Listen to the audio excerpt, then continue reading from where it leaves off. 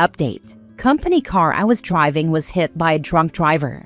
Insurance fully paid for the car, but the company says I still owe them $40,000. Original post. I was on my way home from work in my company car when I was hit almost head-on by a drunk driver. He was found at fault by the police and the insurance company and was charged and convicted.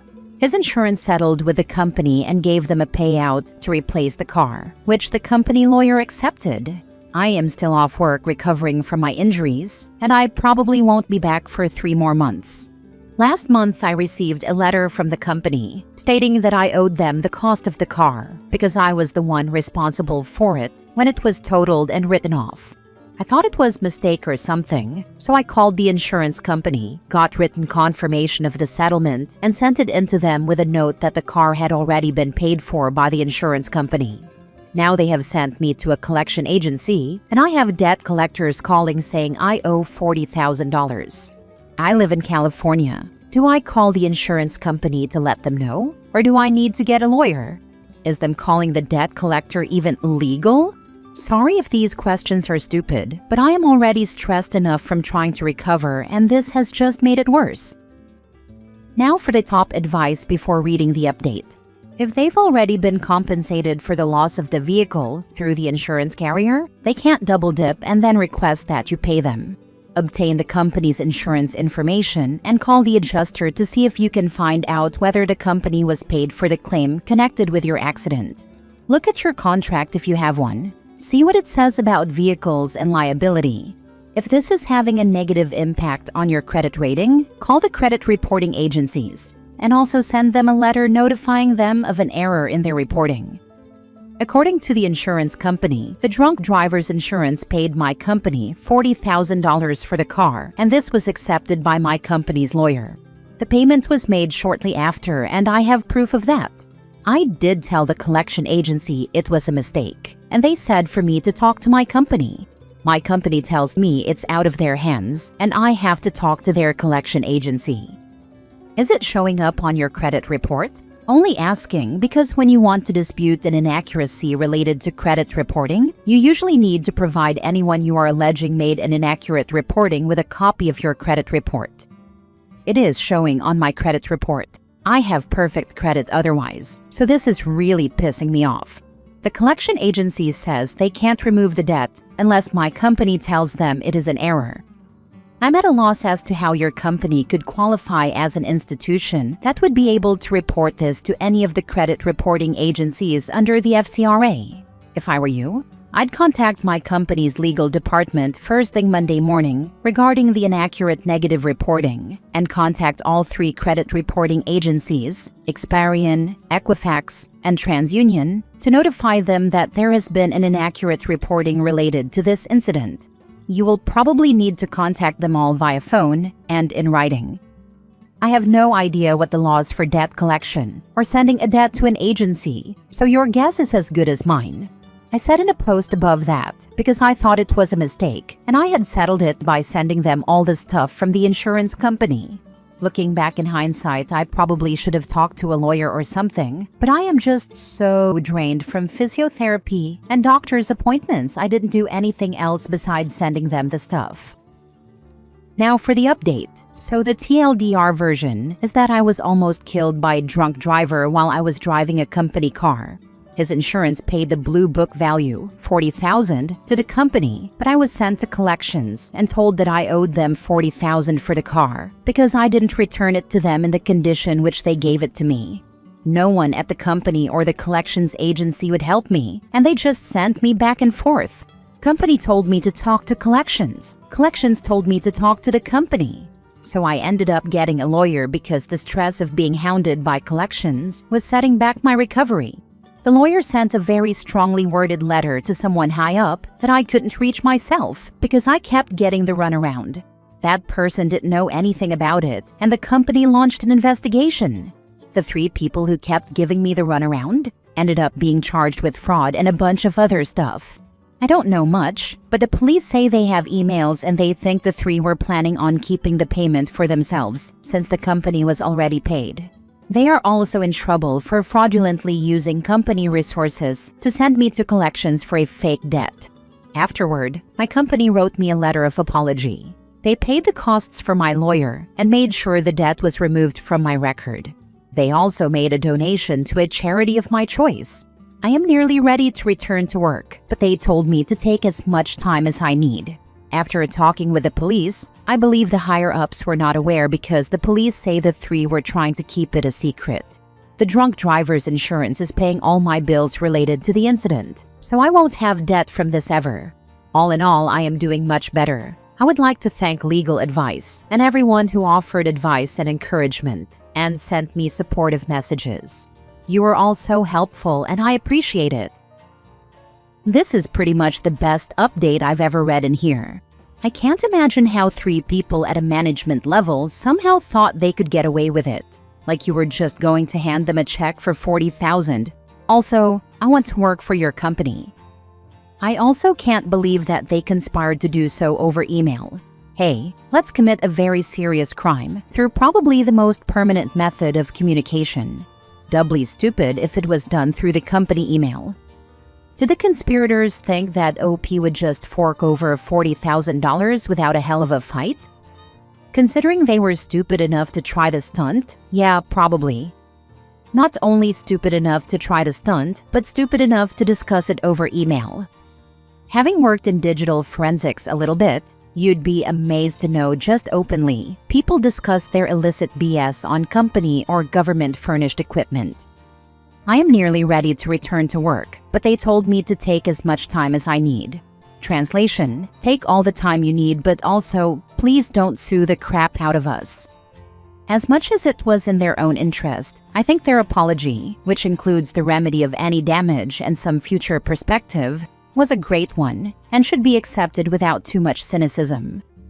Yeah, some companies aren't crappy. If your kid screwed someone over, you would probably offer a similar apology and it would be taken as genuine.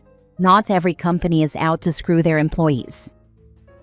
Last story. Update. Would I be the a-hole if I declined a volunteer job with a charity because they expect me to pay membership dues and have not been nice?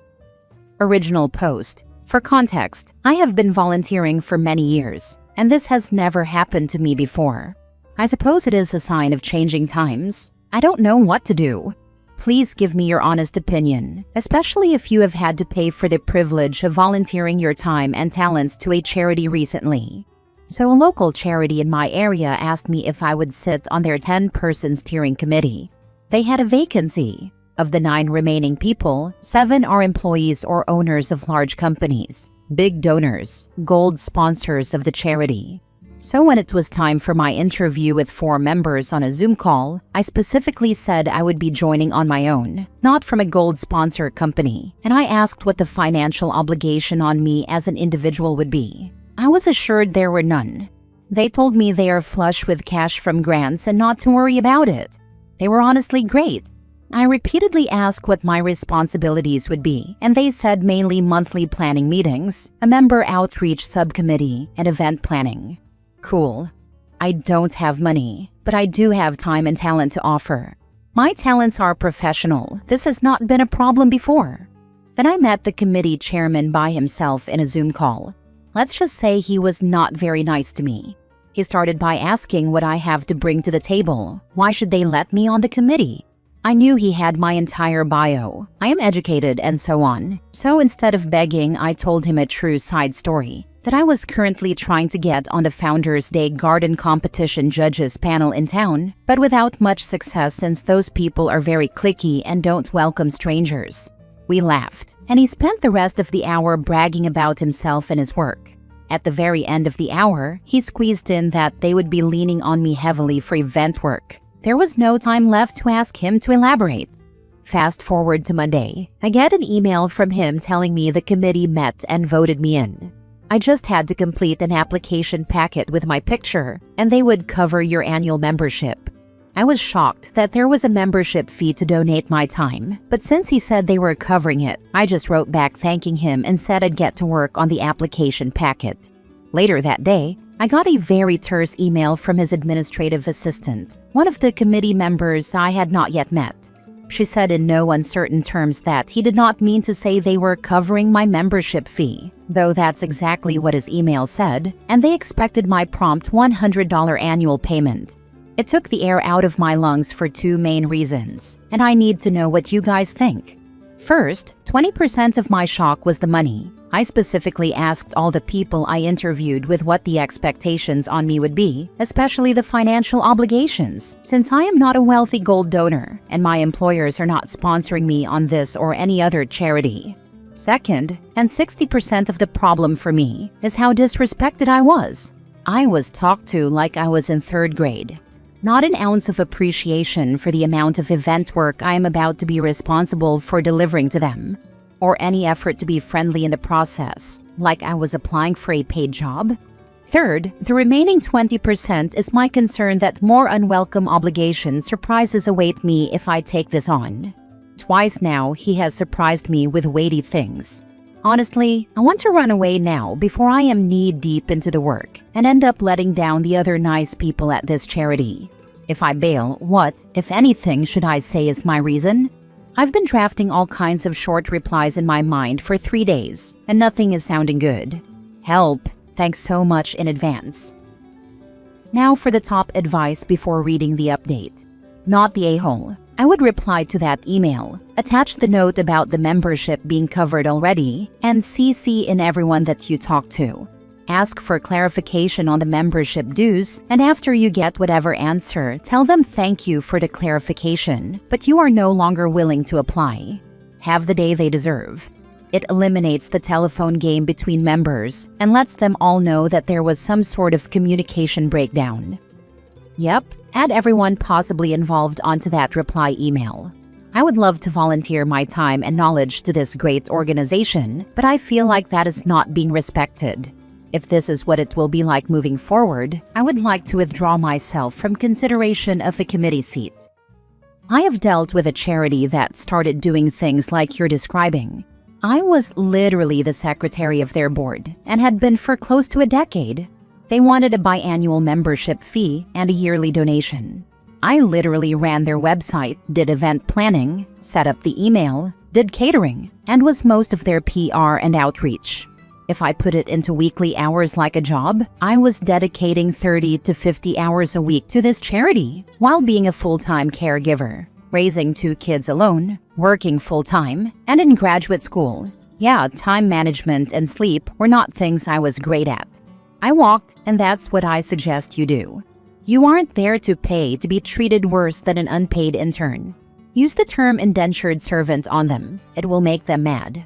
Not even 2 years after I walked, stating all of my reasons in a long email, which I also suggest you do, I got a call from the president begging me to come back to the board.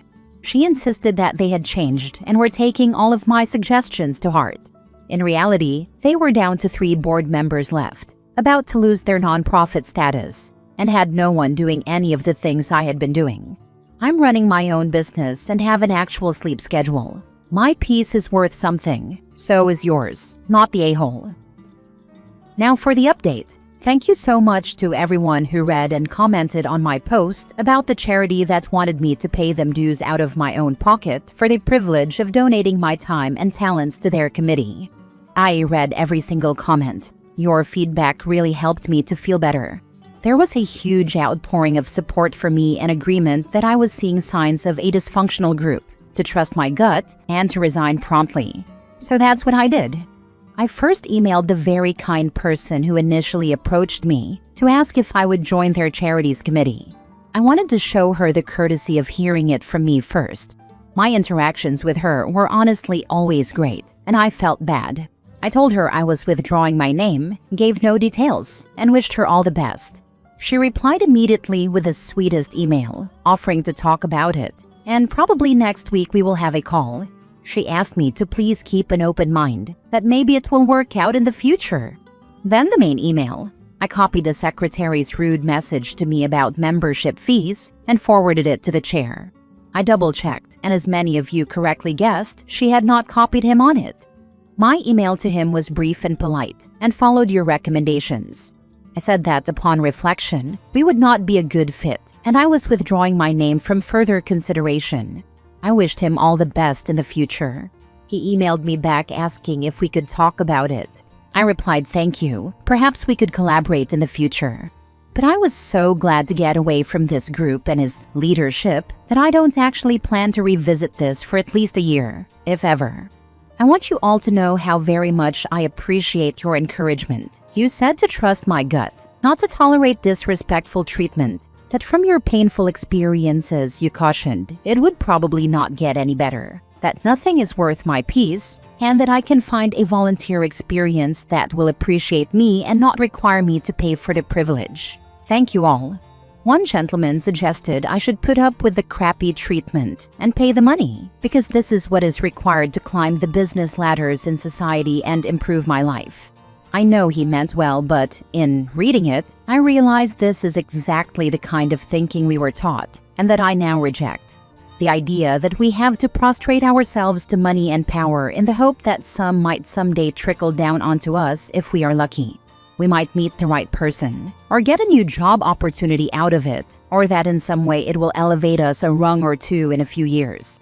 He believes there is a pecking order, and people at the top are not courteous to people below them. I love my life as it is. I am not looking to improve it in these ways. Lastly, some people mention there are charities where their boards are made up of paid representatives of large companies, where they are reimbursed for their time or their dues, and the time they dedicate to the meetings are comped by their companies for tax write-offs, perks, and mutual donations. That it is a whole culture. I know that. Clearly, that is not me.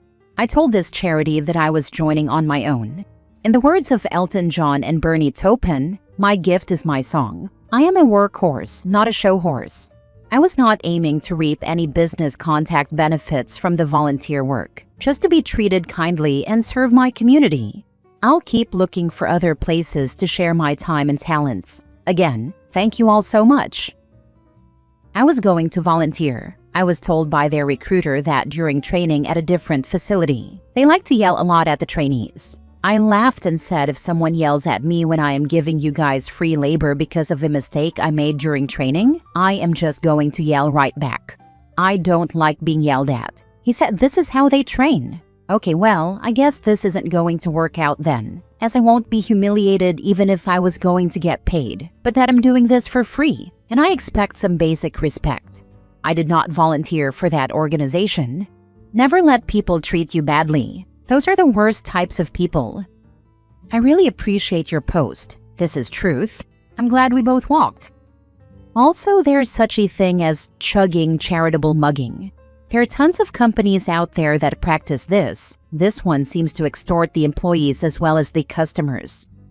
I wasn't familiar with this term, but it did occur to me that if they have plenty of grant money like they said they do, why are they charging anybody membership fees? The volunteers or the people we are supposedly trying to help?